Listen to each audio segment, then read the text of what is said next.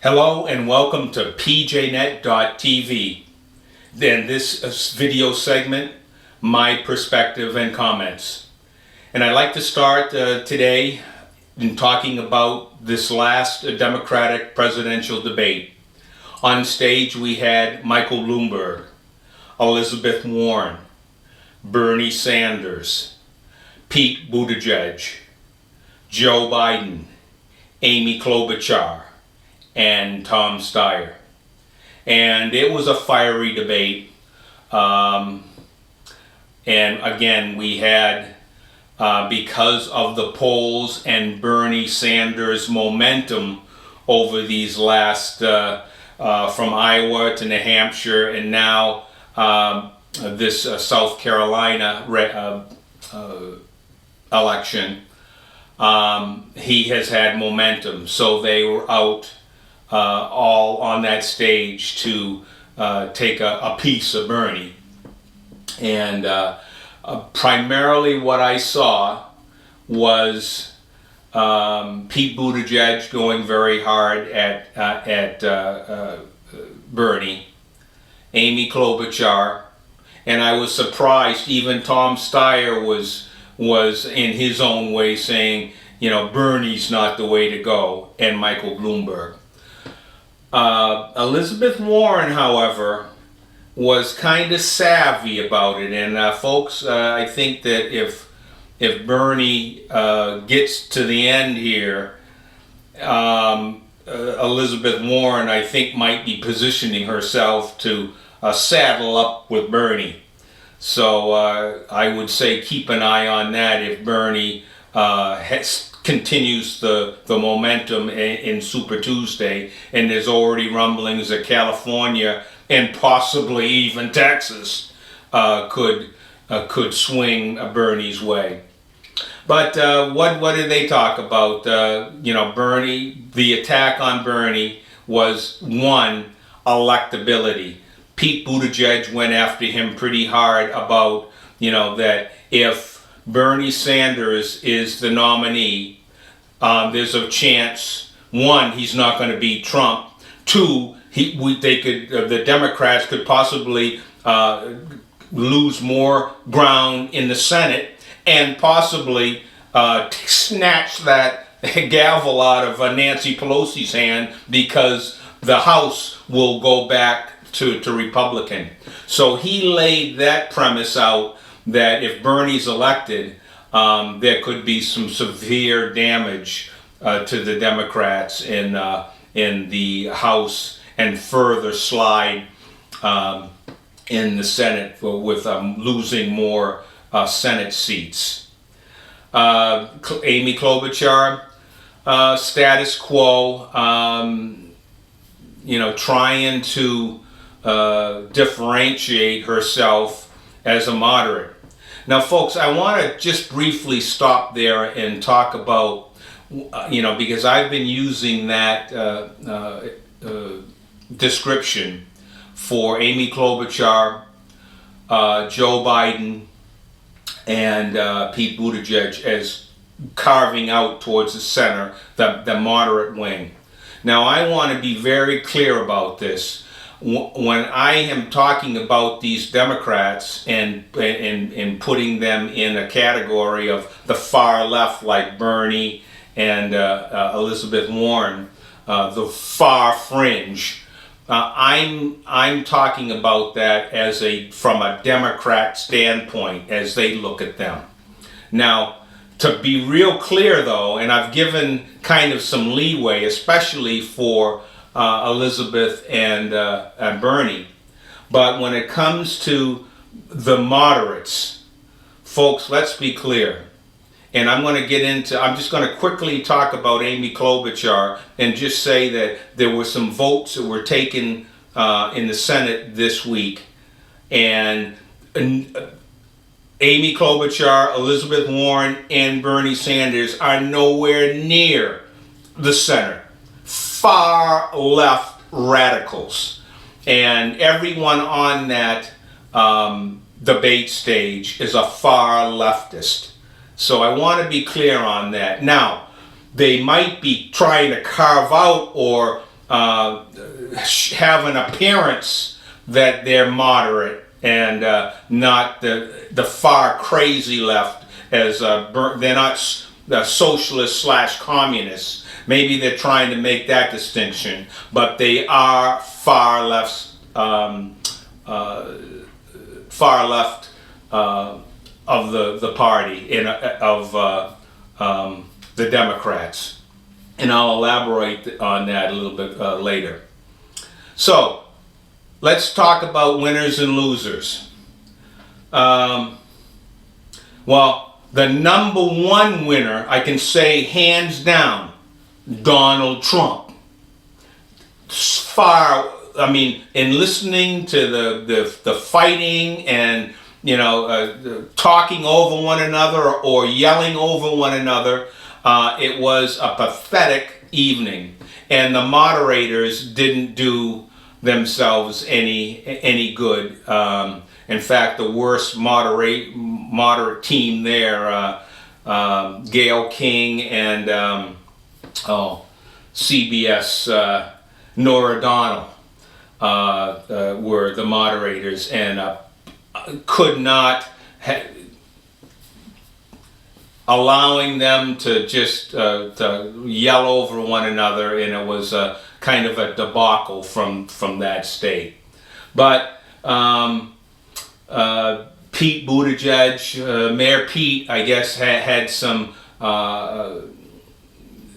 points regarding Bernie Sanders that were strong, and really pointed out the fact that if Bernie is at the top of the ticket, they are going to lose, and we're not only talking about the election, but we're talking about a further erosion of losing more seats in the Senate and totally losing the majority in the House.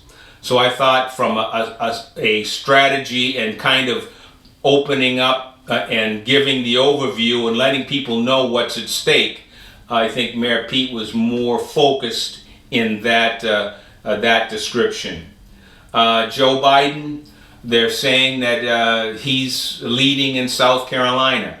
It's a make or break for Uncle Joe. If he does not win South Carolina, it's over. He needs to hang it up. And even if he wins South Carolina, he's got to make some progress in some other states. And Super Tuesday could be a challenge for Uncle Joe. Mayor Bloomberg, I don't look. I'm from New York, so I've seen Mayor Bloomberg maybe closer than some of the people that are in other states. But he was a nanny mayor, basically trying to legislate restaurants in New York City and saying, if you have a salt shaker in your restaurant on the table, you're going to be fined. And he also went after the convenience stores that would be selling the 32 ounce, like a big gulp of soft soda. He wanted to totally ban that. No more 32 ounce gulps or 32 ounce soft drinks, because Mayor Bloomberg knows better on your health than you do, and he can tell you and legislate how you're going to eat and drink. So when it comes to Mayor Bloomberg, I didn't really, not a winning night, or not even a strong night. I think at best he held his own. Amy Klobuchar, status quo. I mean, she, from a numbers point in the Senate, on many of the bills that have been legislated and brought forth and passed, she has gotten bills passed, and very active in legislating and bringing bills to the floor, and working with not just in her own party, but also on the other side, the Republicans. But knowing all that, is she really coming across and having that aha, a moment of leadership? So I would just say that she held her own.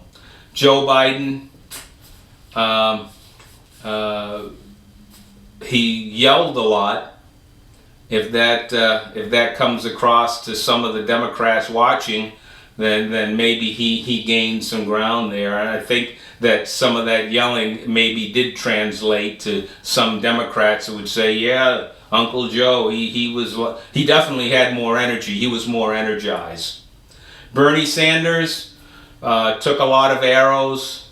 I think that he's affected, but again, he's got a base, a far left, crazy, dangerous base they're gonna rally for Bernie. So probably South Carolina, he's lost momentum there, but Super Tuesday he could win some big states, California to be one of them. Steyer, he needs to drop it and just leave. Not impressed with Tom Steyer.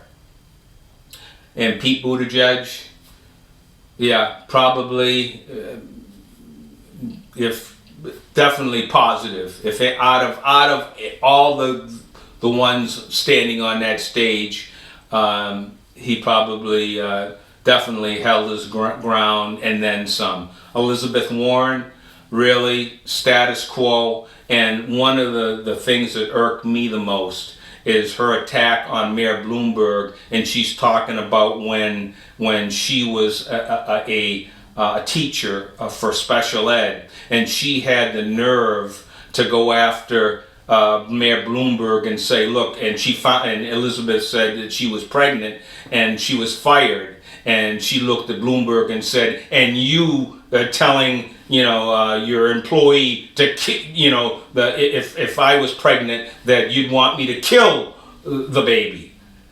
Now, if that isn't rich, folks, and I'm going to get into here very shortly the hypocrisy from Elizabeth Warren's mouth. So again, the winner, Donald Trump. Mayor Pete, all okay. Bernie Sanders is definitely took some hits. And the rest of the field treading water, and Tom Steyer definitely the loser of the night. Now, I want to talk a bit, and I want to backtrack a bit. About 2, maybe 3 video segments ago, I got into preparation, and I want to talk again because we had President Trump and Vice President Pence. They convened medical staff and professionals on stage with them to talk about this coronavirus, and to just let the American people know what's been going on and what their intent to get a handle on this. I thought it was good. It was informative, and again, I'm so sick of these Democrats. Anything, instead of saying, instead of supporting the president and saying whatever you need, they're using this corona virus, this influenza flu situation to attack Trump. And it's pathetic and it's evil what they're doing right now. Instead of coming on board, the potential of Americans, and none have died in this country, but the potential that there could be serious illnesses from the this coronavirus, and Americans potentially could die, and all they're looking at is trying to get a hit job in anything to tear down this president. Is pathetic. But let's talk a bit about corona. And as I had mentioned before, 2-3 weeks ago, discussing being prepared. And I just want to go over that again because the president and vice president, they haven't come out and said anything about quarantine, but looking around at what's been taking place around the world, China and even Japan right now have closed the schools, and they have kind of gone in and told their citizens about doing some quarantine, self-quarantine. So that's the perspective I want to come at right now is, that's here, who knows? But are you prepared? And the question I asked before was if you had to hunker down in your own home for, say, a self-quarantine for 2 to 3 weeks, maybe even a month, would you have the food resources to be able to manage and to have enough food to last 2, 3, 4 weeks? And it's important to just take a self-inventory. And what am I talking about? Having some extra cans of vegetables. Maybe if you have a freezer chest, or even a freezer in your refrigerator, maybe organizing that freezer, if you don't have a larger freezer situation, to organize it so that you can put an extra 3, 4, 5 pounds worth of meats in there for preparing food and such. And I would say too, in that, you might be looking at making meals enough to be able to prepare a meal that will last you 2 or 3 or 4 days. So I think the important thing is to take a look at your home, see what you have on reserve, and then start starting this week, grabbing an extra can or two of vegetables, or maybe putting something extra in your freezer at this point. Better to start now than to be, scrambling amongst a lot of people in the stores. Now, this could be like many things the media gets involved in and pushes, like this political situation. It's just going to blow over. And it's going to, this emergency situation is going to be a dud. And I'm hoping and praying that that's the case. But if it's not, we should just take stock and take inventory of our own homes. And would we be in a situation that if we were asked to do a self-quarantine for 3 or 4 weeks, that we have the necessary resources to do that? And I'd also like to talk about this coronavirus and where it seems to be attacking on those that may be vulnerable. Anyone that has a respiratory issue, asthma, or anything that has to do with the respiratory, if you have a deficiency in that area, the coronavirus that's the area that it's drastically affects and negatively to individuals. So how can we prepare? We talked about provisions, but our own health. And as I had mentioned before, I believe last week in segment, in talking about trying to be as physically fit as possible and trying to do things necessary so that our resistance is up.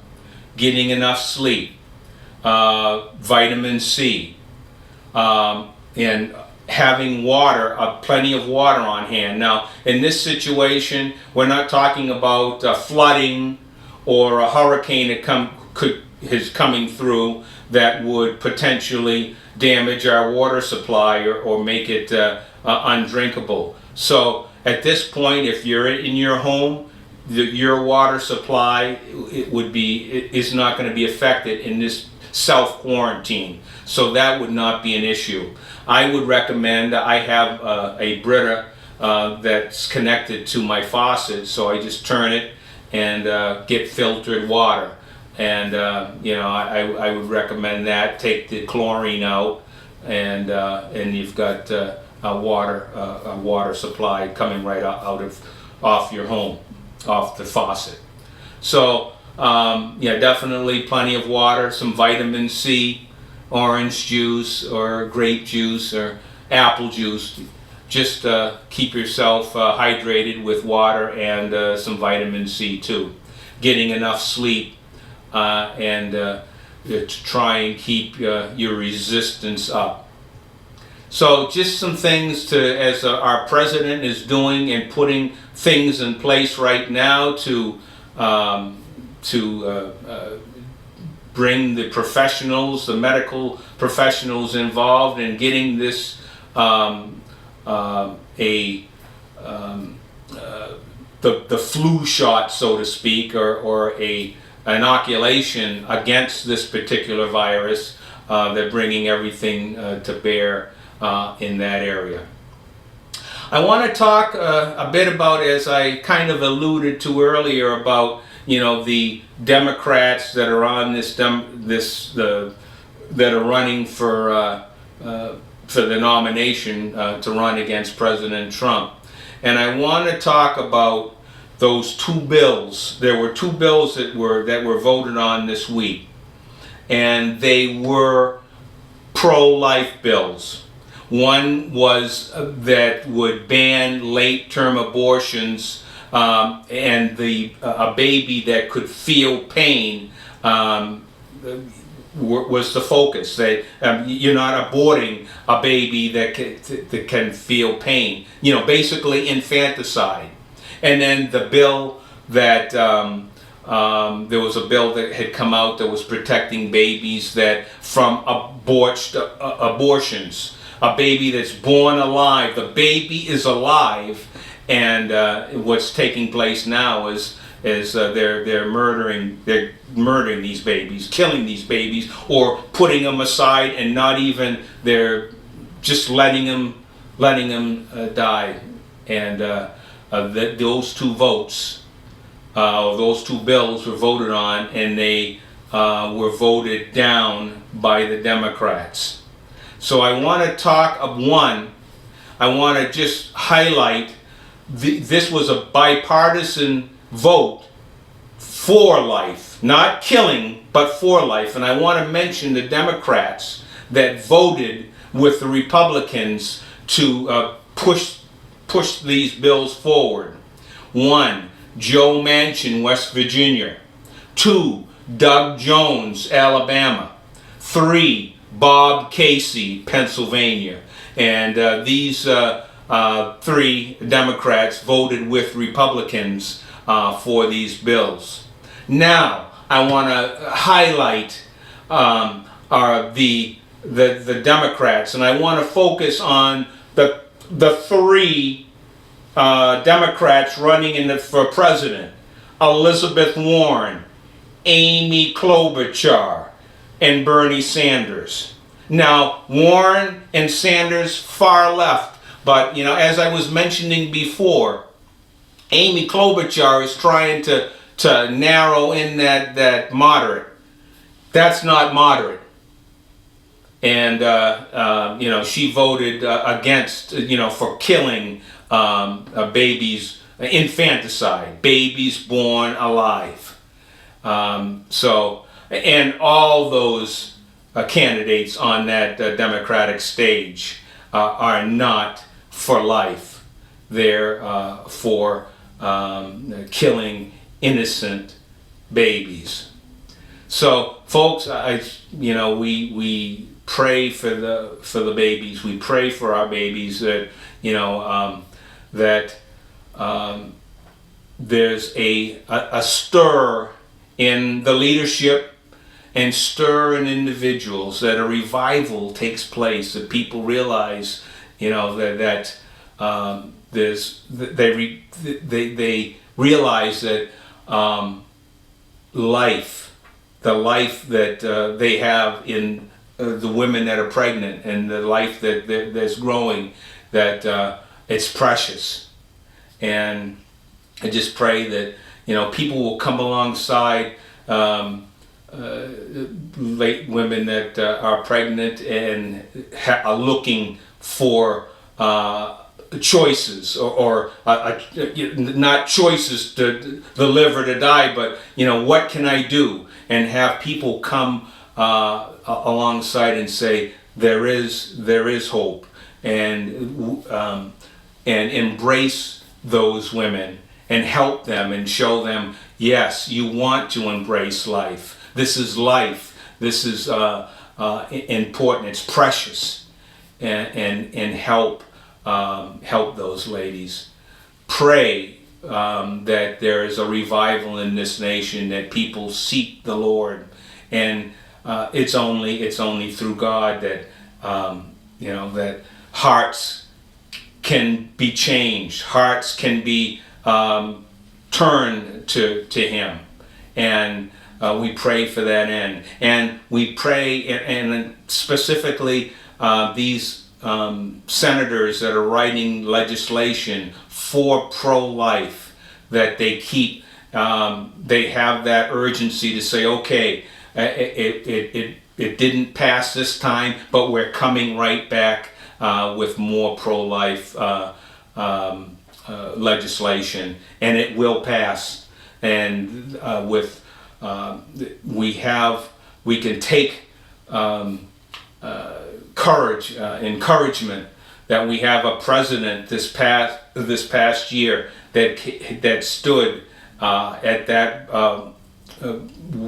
rally for life and spoke about pro-life, and that life is precious, and that message needs to continue to go forth. But again, it starts with revival in hearts that are hardened to the Lord will be softened, and there will come a point of asking God to come in and help. He's the solution for a troubled heart, and He's the only one that can change that hardened heart and bring life into the individual. And we pray for the life of the millions of babies, that murdering will stop, and that there will be in this nation life will be precious, and that we wouldn't be killing millions of babies anymore.